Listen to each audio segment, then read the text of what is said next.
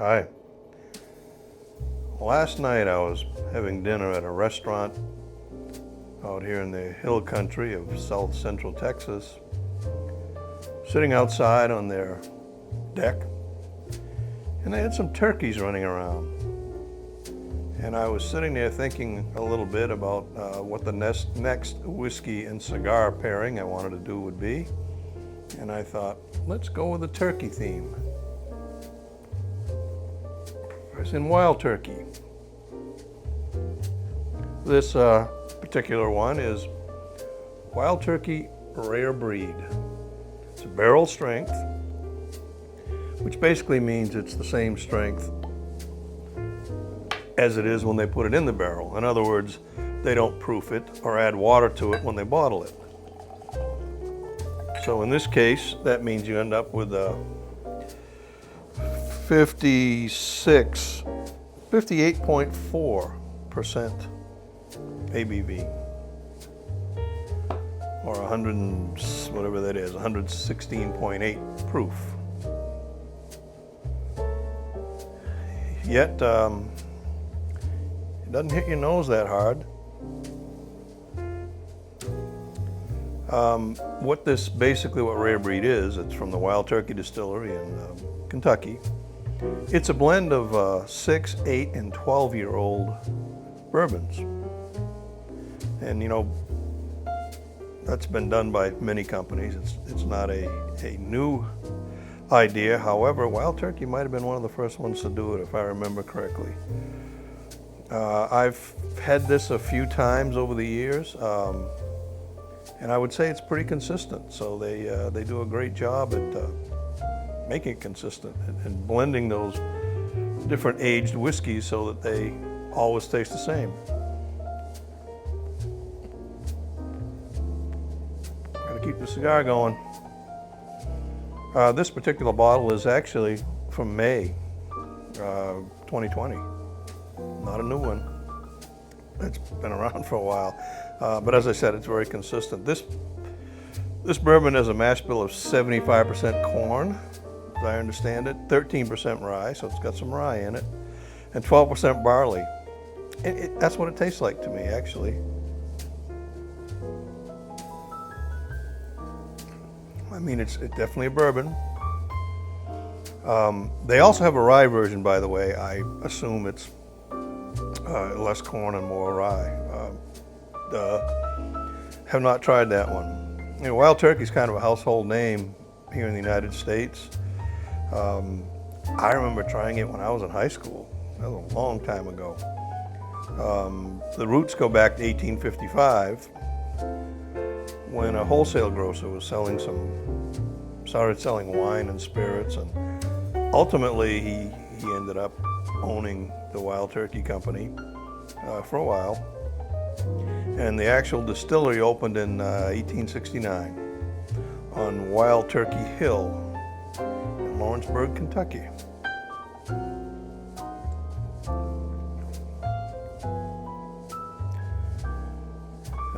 They have a long history. They have the only, that I know of, at least for a while, the only father and son master distiller team. Jimmy Russell and his son Eddie. Jimmy Russell is, they call him the Buddha of bourbon. That's how well respected he is. He's in the Kentucky Bourbon Hall of Fame, as is his son Eddie. And I believe Jimmy came up with this in, like I said, 1991. And what the idea was to just show what cask strength, cask and barrel mean the same thing, Wild Turkey would taste like. And apparently they liked it because it's still around. People must be buying it. I have purchased, not a lot, probably 3 bottles in my life. I don't have a particular reason. I don't drink it a lot, but I like having it around. It's one that I'm not afraid to have people try. I have not, however, ever paired it with a cigar till tonight.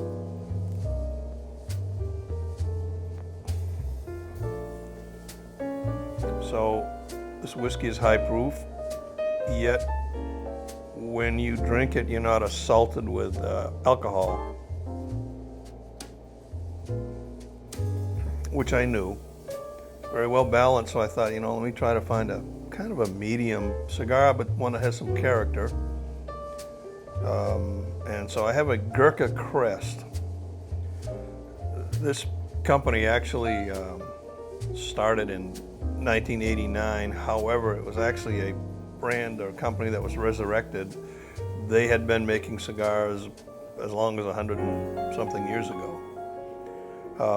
And so now they have 105 different cigar brands, so they've obviously flourished since 1989.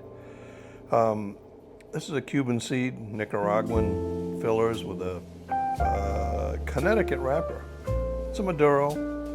As you can see, it's a little dark, which just not really a rule of thumb, but leads you to believe it's going to have a little more bold flavor profile than the light-colored Connecticut wrappers.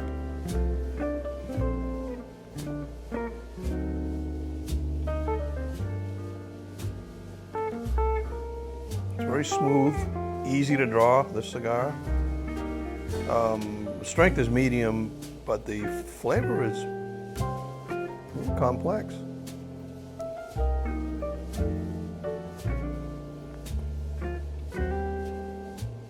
Can't identify all of it, which is not unusual. Kind of that old-timey leather and kind of a roasted flavor.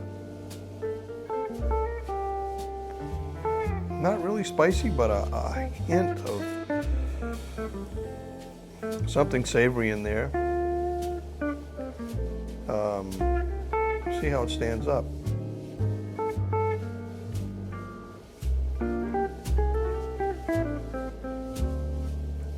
This doesn't burn at all.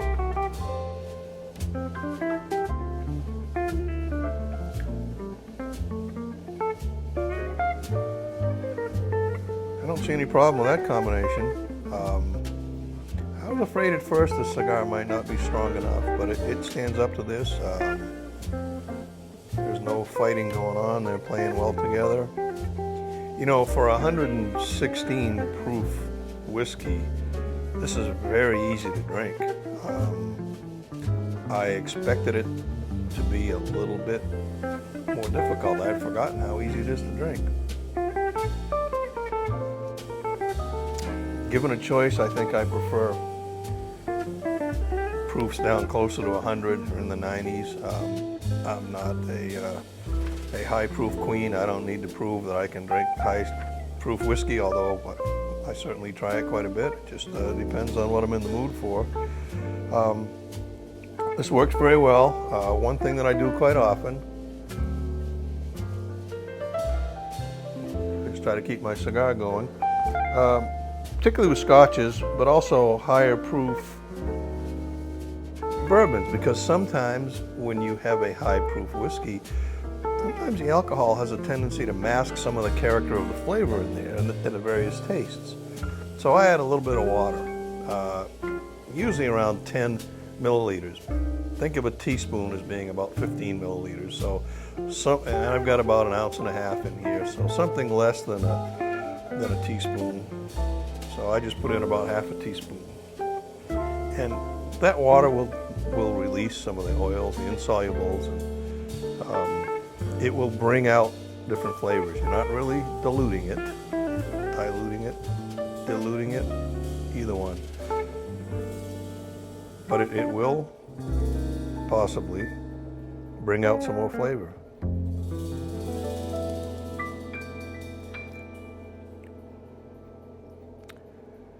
It does, and boy, it changed the nose to it. Boy, it almost has a no.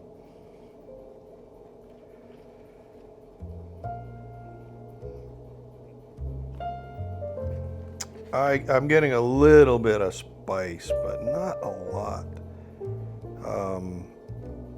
Because it's got some rye in it, I always feel like I can get a little pepper or cinnamon out of rye. This is more vanilla.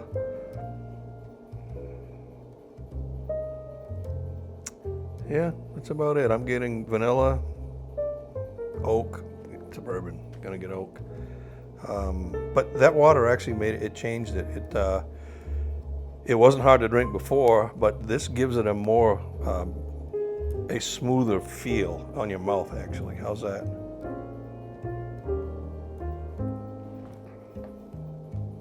You know, that's a $50 bourbon for a 750 or 25-ounce bottle, which I consider a reasonable price for a whiskey of this caliber. I mean, this is a very well-made, high-quality whiskey. And yeah, I think I would recommend either proofing this like I just did, adding a little bit of water, half a teaspoon if you will, 7 or 8 mLs. Maybe if you prefer, putting an ice cube in there, which is another way of accomplishing the same thing. I use this neutral water that's supposed to not add any flavor. It's produced just for that purpose. If I use ice cubes here or water out of the tap, because I have a water softener, it's got a little bit of salty flavor, and I don't want to have to try to figure all that out. So this experience is not real expensive, $49 locally here in Texas for the Wild Turkey Rare Breed for a bottle of 750 milliliters. This cigar is around $9 locally. I've looked online today and saw them for like $8.75, although this size I think was a little bit more. So $9 to $10. 9 is kind of in the middle, so I'll use that. So if you consider that I'm going to have this cigar, and I will probably have 2 drinks with it. You know, we call it a dram. Technically it's not, but I think maybe the Americans have turned that around. So instead of just a wee tiny bit, a dram has become what we used to call a shot, 1.5 ounces. But at any rate, if I take a standard 1.5 ounce drink, I usually will have 2 of those while I smoke a cigar, which takes about an hour. So in that case, at $2.91 per drink, based on the $49 a bottle price, plus I used $9 for the cigar, that's right in the middle of what they cost, then it would be $11.91 if I had 1 drink. So I'll be spending about $14.80 tonight for a cigar and a drink, and that is about the equivalent of a beer in a local pub. And you think, well, that's crazy. Well, I mean, your American lagers are going to be anywhere from $5 to $10 a piece, and if you drink a craft beer, it's could be a little bit more than that. Compare that to $2.91 for this. So in this case, for really $12, you could get a cigar and a drink, or in a bar, maybe 2 beers, if you add a tip to that. So I use that comparison because that's what a lot of us would be drinking in a bar, obviously. I'm sitting at home, so I'm not tipping anybody. So I'm going to spend about $14.80 tonight, and I'll have the 2 whiskeys and a cigar, and I think it's going to be enjoyable.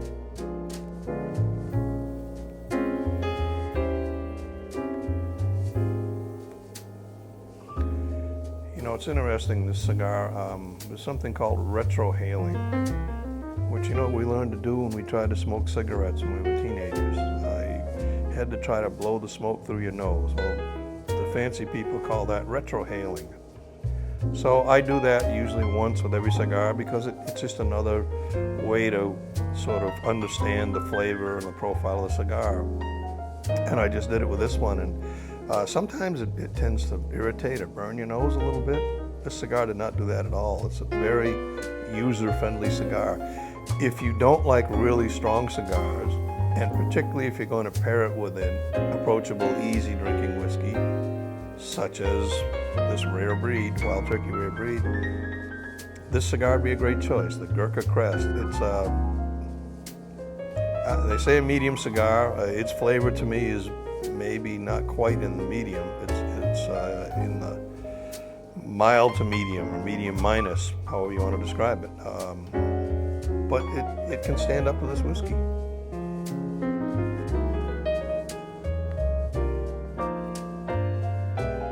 Yeah, it has a nice, nothing, it's really hard to pick out what I'm tasting here because everything seems kind of even. Nothing really stands out. There's certainly getting some, like I said, leather and oak. Sort of reminiscent of another cigar I've had. It's got almost a toasty flavor, which no doubt comes from the charred oak in the barrel. I wouldn't be afraid to recommend this to you. So if you're looking for something to pair with a Wild Turkey rare breed, I'll go so far as to say you could pair this Gurkha Crest with a Wild Turkey 101, and I don't think you'd have a problem. I think it would go very nicely. And I think it would go with a number of bourbons, actually. I won't try a number of bourbons tonight, but I'll probably try the 101 next, and I'm pretty sure it's going to be fine. So give it a try. Let me know what you think, especially if you don't like it. All our tastes are a little bit different. So I may like something that you won't, but I'd recommend this one. Wild Turkey rare breed, barrel strength, Gurkha Crest, whatever size this is, Toro, I think. Y'all have a great evening.